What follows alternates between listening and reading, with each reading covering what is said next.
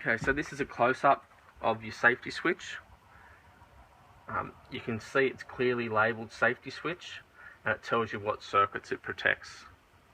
You just want to make sure that all of your light and power circuits are protected by the safety switch, otherwise your home doesn't comply with the current safety standards. Here you can also see, it's easy to tell, you've got a button here that says T. None of the other circuit breakers will have that, but this T stands for test, and you'll see above it in writing it says test monthly, press button to trip. And now if you press that button it'll trip like we showed you in one of the other videos. And I've also got this switchboard just to show you an example. This type of setup is common early 90s and before. Then in the 90s and early 2000s we went to this type of setup. We've got one main safety switch protecting light and power circuits. Just be careful because sometimes the lights weren't protected. You want to make sure they're protected.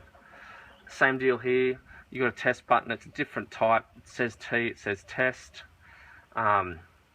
This is a good setup.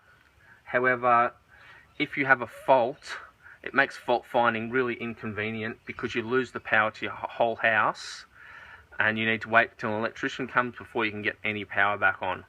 Whereas if you go to this new system, which we started using in the mid-2000s, you have one individual safety switch for each light and power circuit. That way, if you do have a fault, you only lose power to the either light or power circuit that has the fault on it. Makes it much more convenient. You'll no longer need to call an electrician after hours. Again, you can see the test button. These units these days are much smaller. Still do the same job, but this is the way to go.